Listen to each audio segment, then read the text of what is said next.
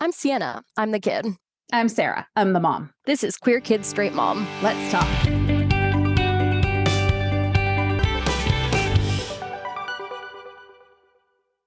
Welcome back to Queer Kids Straight Mom. We are so excited to welcome Representative Zooey Zephyr back to the show. The last time we spoke to her was before the legislative season started, and a lot has happened in her world since then. Some of you may be familiar with Representative Zephyr at this point, but if you are not, she was speaking in opposition to a bill banning gender-affirming care during the Montana state legislative session when the Montana Freedom Caucus took exception to her words, censured her, and refused to let her speak. After a crowd gathered to support her in the chambers, the Montana Freedom Caucus accused her of encouraging an insurrection and voted to ban her from the floor. Despite the ban, Representative Zephyr showed up every day and worked in the hallway. She gained national attention for her tireless work for the transgender community, and we are thrilled to talk to her again and hear about this experience. Thank you so much for making time for us. Of course. I'm excited to be here again.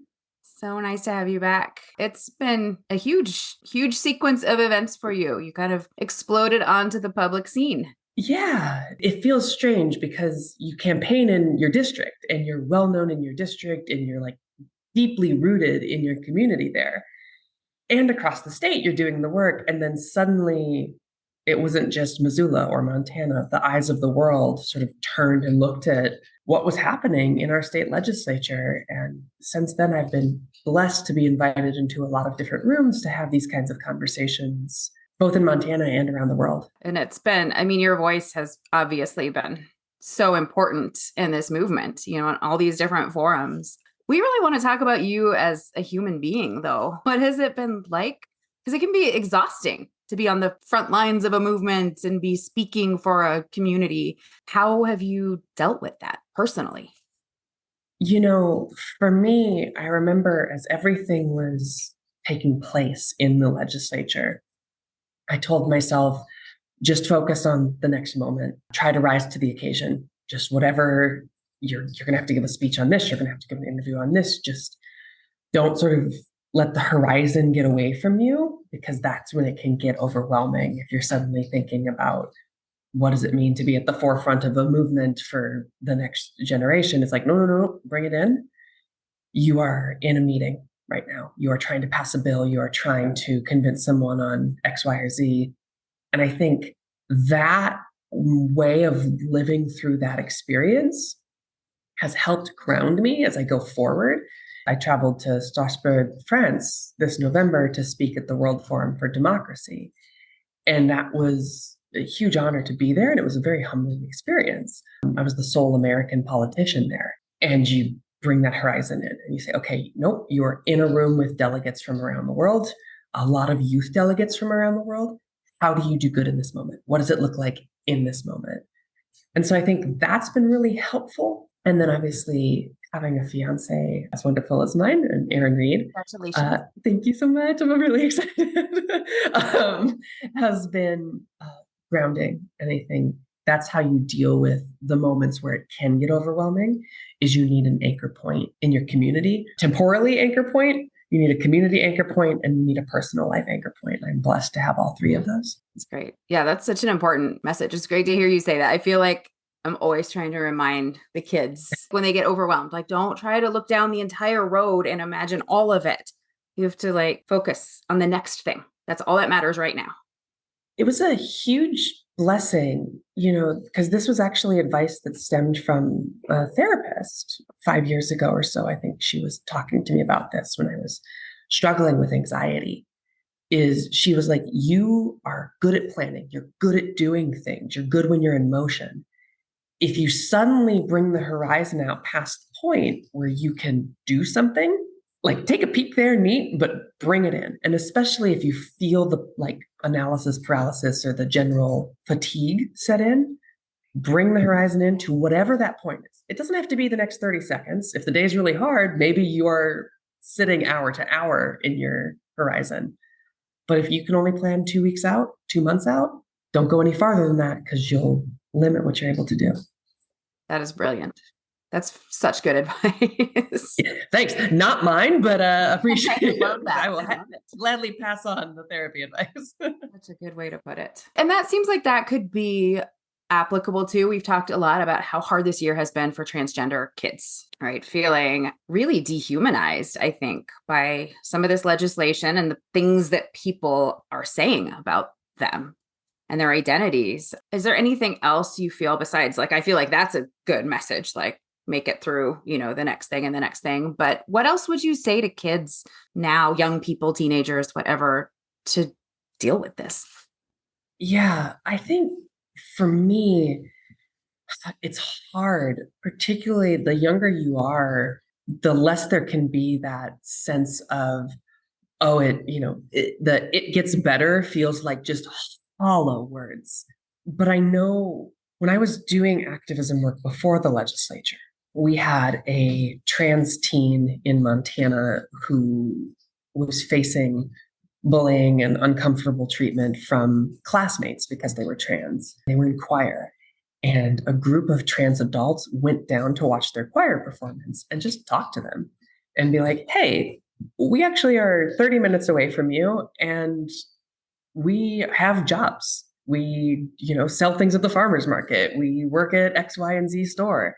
And I think that helps people see that you can make it. Like, they're trans adults who don't just survive, but are thriving in their communities. I think that matters a ton. And then the other thing that I would say there is the legislatures have been bringing so much of this cruelty. And I know how dehumanizing it is to hear that language again and again, to have someone debate your existence and to call, like, the care you need to survive, to call that the myriad of cruel things that they say about it. It's important to recognize that in our communities on the ground level, we're not seeing that extent of hate. That doesn't mirror daily life. And it does not mirror popular opinion across the country. And those two things can feel hard, especially when, the cruelties of high school or college exist and things feel big. And when things feel big and the world is sort of coming at you, at least legislatively, it can be hard to recognize that there are support systems all around you and we are winning the conversation across the country. As will be the case, the legislatures will have to be dragged kicking and screaming into allowing us our rights, just like they did with LGBTQ rights, just like they did with women's rights, with civil rights.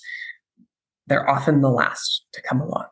And we're doing our best to pull them as fast as we can. Is that kind of your experience too, living in Utah or going to school in Utah? That's pretty legislatively conservative place, but you feel like the people that surround you are generally accepting? Yeah. And I mean, it's obviously a bit different for a couple reasons. Like, first, I'm in Salt Lake, so that's, not Utah so much. But I think the other thing is that it's a college campus. And so it almost feels like schools have become so politicized, but college campuses, have always been so political. But at the same time, like, outside of that context, outside of the groups that are going around putting up hateful flyers on campus just to like make their point or whatever, like, when I'm actually in the community and I'm just, going to the grocery store, going to the bookstore, like whatever. Yeah, I would say that's much more my experience. Yeah. And I think, we talk about college campuses as these spaces. And it's one of the reasons that conservatives heavily target public institutions. But it's also important to note that, I've traveled to a lot of small towns across the country this year as well. And in every one of those towns, there is a place that the community gathers. I talked to people who said, oh, we meet in the library. Oh, we meet in the coffee shop. Oh, we meet at this park every Saturday and just hang out. Those communities form and find places where they can feel more welcome, even in small towns. And so you have coffee shops run by cishet couples that are just like, you know what? We wanted to make a space where you feel welcome, and sometimes planting that seed is all it takes for a town of 1,000 or a town of 5,000 to feel like it is easier to move through that space as a queer person. Yeah, well, and I really like that because there's a tendency, I think, by a lot of more liberal people, a lot of more left-leaning people to just write off small towns and be like, oh, they suck. Oh, there's no community there. And that's not true at all. And, oftentimes I think, they can be very challenging in a lot of ways, but there's also a lot more community than it's often easy to find in cities. And yeah, it's just a balance that people don't necessarily recognize. One of the things that we talk about, when I get asked, like, will these bills ultimately succeed? Will attacks on LGBTQ people ultimately succeed? We say, no, they won't. And the answer I give is because you're not just targeting a community that's off in the corner somewhere. You are targeting a group of people who are a part of every community. Even if the people on the far right got their wish and snapped their fingers and every queer person disappeared from the earth, we would show back up because queer people are part of what it means to be human. And that means that these bills will ultimately fail in the end because we're a part of everything. It also means when we look to how to support our community, the work has to be done in every place that we appear, whether that is a college campus, a large city, a small town, public library, whatever. Those are the spaces we're fighting for. Absolutely. You said something about the choir at the high school. This is a little bit of a subject change, but bringing it into a personal level again, group of adults showing up for this kid and like kind of showing a thriving life just reminded me of research shows that having just one supportive adult in a transgender teen young adult's life changes suicide rates drastically. Did you have anybody that stands out in your life that was like the adult that made you feel supported and loved? Yeah, there's a couple. So there's outside family folks like my boss and my boss's boss at my work. Both made me feel so safe and welcome. And not just with words, but at the beginning of my transition where I was still nervous about bathrooms and questions around that, they changed the first floor bathroom to a gender neutral bathroom within 2 weeks of me coming out. And that was just like a very rapid example of them saying, hey, we're going to support you, and not just through kind words and a card, but we're going to make changes to the way this office operates so that you feel safe here. That made me feel grounded. And community examples throughout Missoula, I could list a dozen or 2 dozen that felt that way. Within my family, my grandmother is actually a very beautiful story. I did not come out to her, but within a month or so, she had heard through the grapevine of my less supportive family that I had transitioned. And she put all the pieces together and then called me one day and didn't say, hey, I heard that you transitioned. I just said, hey, Grandma. And she said, oh, hey, Zoe, I just wanted to talk to you. And just went forward as if I had always been her granddaughter.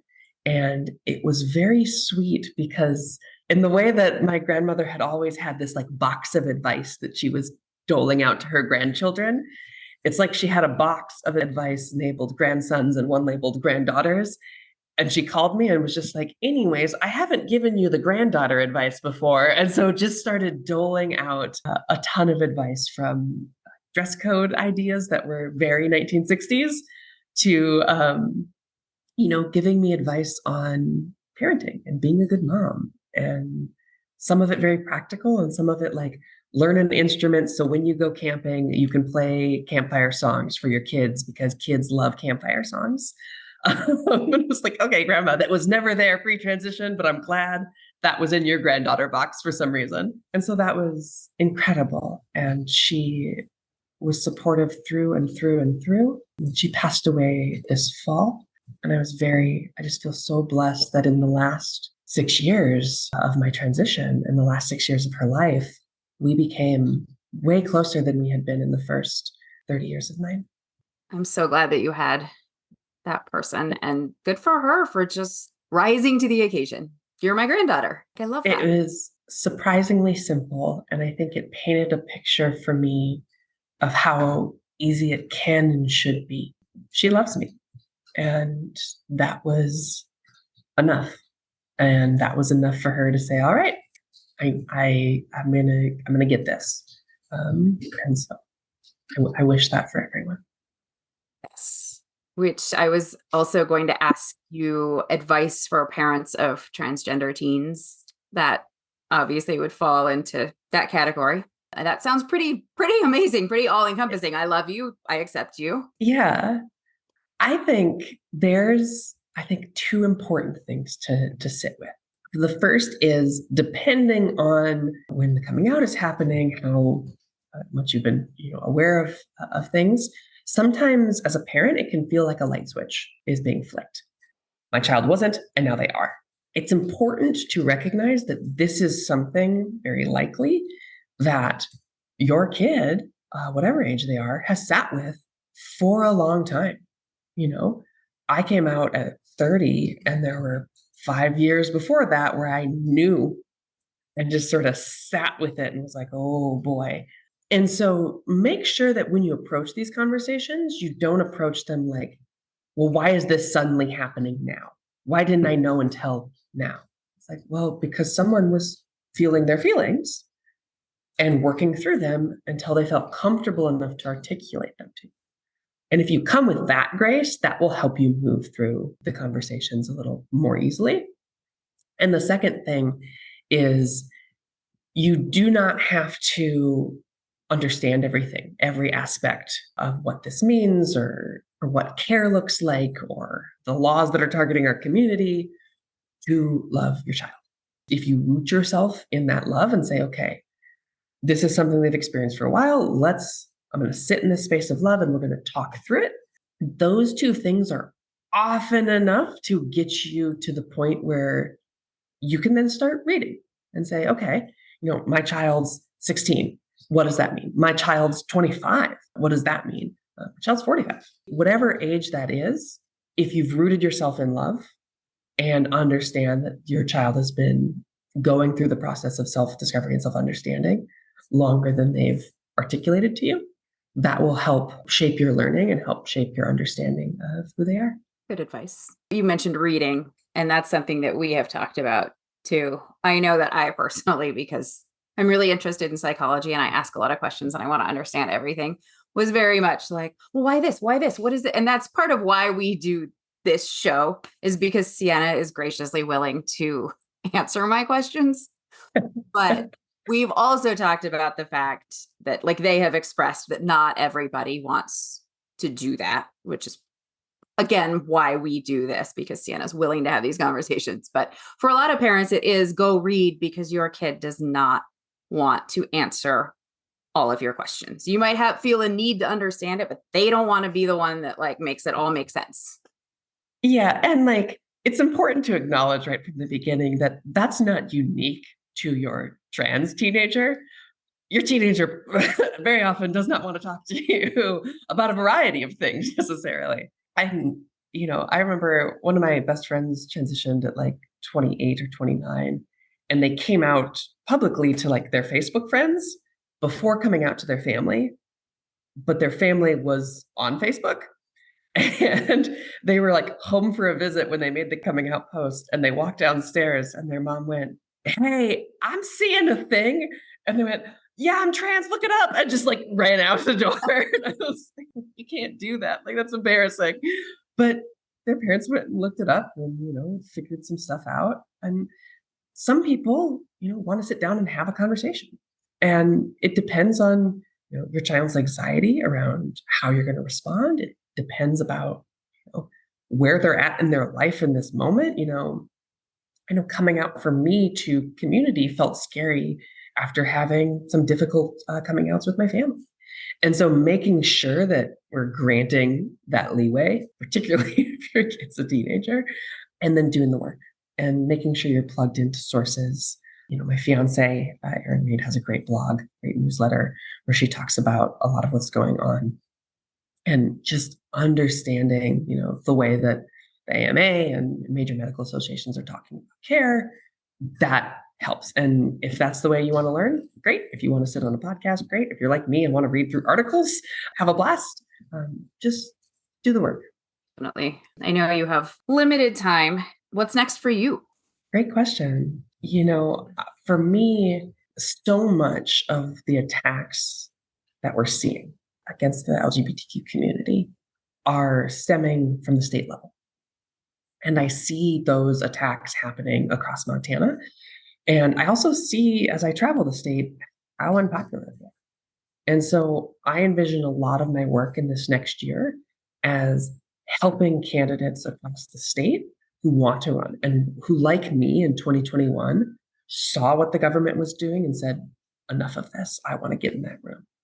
I want to help those people run for office and get elected. I also want to make sure that I'm tracking what's going on across the country, both on LGBTQ issues and as a politician more broadly. I want to track what is the housing and tax and infrastructure sort of trends across the nation in state legislatures.